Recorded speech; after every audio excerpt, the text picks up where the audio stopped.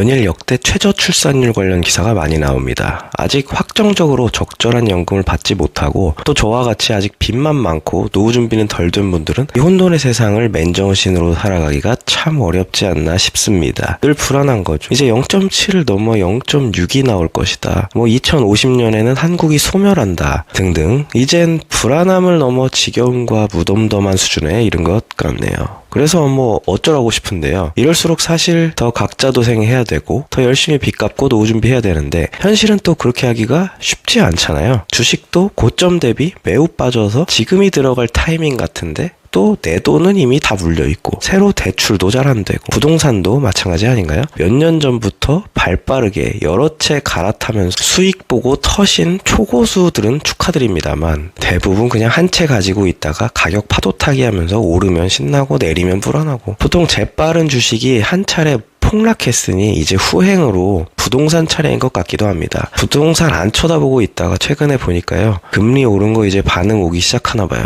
전국 부동산이 지금 역대 최저 거래량을 이어가고 있다고 합니다. 거의 거래가 없다. 아파트가 안 팔린다는 건데요. 보통 부동산 불장, 즉 가격 오를 때에는 거래량도 역대 최고를 경신하곤 합니다. 이게 꼭 맞는 건 아닐 텐데요. 그렇다면 반대로 거래량이 거의 바닥이라는 것은 지금 가격도 꽤 많이 내렸다. 또는 내리고 있다고 볼 수 있는 것일 텐데요. 100채 중 3채만 팔린다. 2008년 글로벌 금융위기 이후 최저다. 사실 이런 말은 2020년 꼭지 찍고 매년 나오는 말이긴 합니다만 올해는 미국이 금리를 올린 상태로 꽤 오래 가고 있고 그러면 자산 가격 박살나는 건 맞긴 합니다. 다들 힘드니까 내년 초에는 금리 좀 내리고 쉴 틈을 줬으면 좋겠다고 하지만 현지 미국 사정은 또 거기 사시는 분 이야기로는 미국은 경기가 너무 좋다고 하더라고요. 그러니까 금리를 올려 도 버티고 다른 나라는 다 죽던 말던 금리 현실화 해나가는 거겠죠. 그 여파로 우리나라는 너무 힘든 시간을 보내고 있죠. 정확히는 상위 1% 분들을 제외한 일반적인 분들일 거고요. 돈 많으신 분들은 미국채나 채권 가격도 많이 싸졌고 자산도 마찬가지고 이럴 때 신나서 막 사시는 것 같더라고요. 아무튼 결과적으로 내년 미국의 행보를 봐야 우리나라는 거기 따라가면서 숨 좀 쉴지 계속 힘들지 정해질 것 같은데요.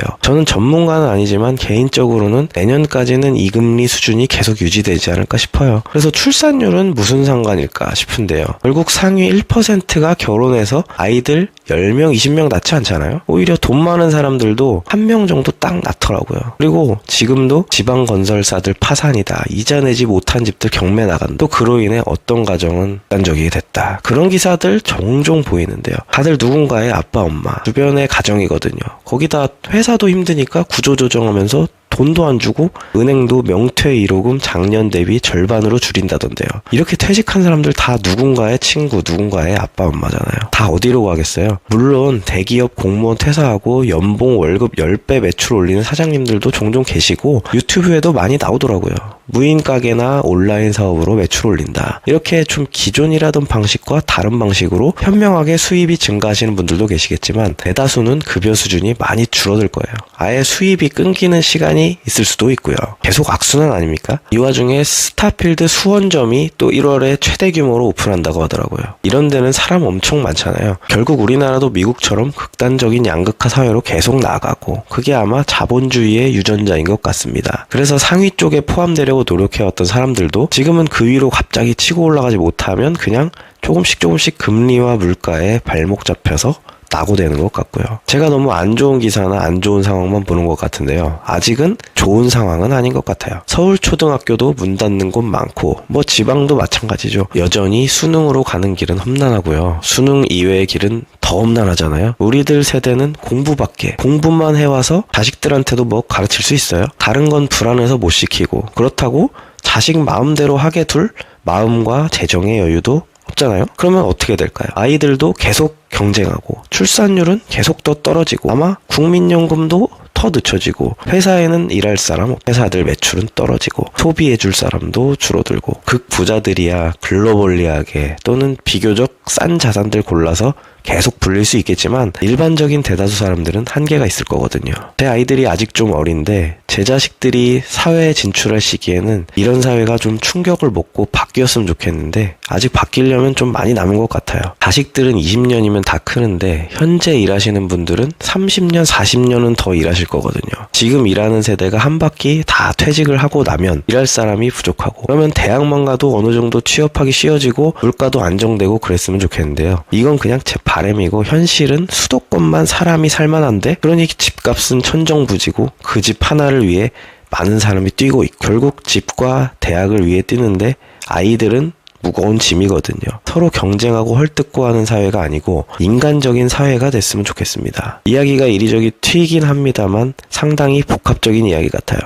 출산율과 부동산, 세대수의 관점에서만 보자면 출산율 0.7이어도 저번에 한번 찾아봤듯이 인구가 그렇게 마이너스 나고 있지는 않으니 결국 양질의 주거지, 서울 신축과 재개발, 재건축, 수도권 신도시들 등 어차피 전체 물량은 멸실되고 새로 지어지는 곳들이 많으니 큰 변화가 없고 인구도 급격한 감소가 되는 상황이 아니니 어느 정도는 방어하지 싶어요. 영끌하고 버티지 못하신 분들은 안타깝지만 그 물건들도 경매로 누군가가 가져가고 가격이 더 낮아지면 지지해주는 가격도 10년 전이 2010년 수준은 절대 아닐 거니까요. 결국 그래서 우리나라는 아직도 부동산이 젊은 사람들에서도 인기인 것 같아요. 부동산 불패신하다. 뭐 그런 말 아직도 나오고 있는지 모르겠는데요. 이론상 맞는 얘기인 것 같지만 부동산 투자로 큰 돈을 벌긴 어렵고 투자 사이클이 기니까 개인적으로도 공부 잘 하시고 한 번의 성공으로 주식처럼 계속 자주 갈아타기해서 도박과 투기의 늪으로 빠지지는 마시고 또 현명한 투자, 현명한 노후 준비 해나가셨으면 좋겠습니다. 자산가들이나 대기업들도 엉망된 우리나라를 떠나 해외로 많이 정착하시는 것 같은데요. 도대체 국회의원이나 정치 쪽은 언제쯤 현명한 전략가나 정치가가 나와서 이 판국을 평정할 수 있을지 과연 가능은 할지 궁금합니다. 그때까지는 어쨌든 각자 도생 힘내야 하니까요. 30년인 IMF 때는 위기와 고통이 있었지만 그래도 다시 일어섰고 고통을 위로하고 나누고 박찬호, 박세리 등 국민적 단합심이 있었는데요. 그때로 돌아갈 수는 없겠죠. 냉혹하고 외로운 현실 잘 이겨내시기 바라고요. 하기 싫어도 공부하고 하기 싫어도 돈 벌어서 안정된 노후가 오는 그날까지 모두 힘내시기 바랍니다. 영상 봐주셔서 감사드리고요. 다음에는 또 좋은 기사가 들리기 바라며 오늘 하루도 좋은 하루 보내세요. 감사합니다.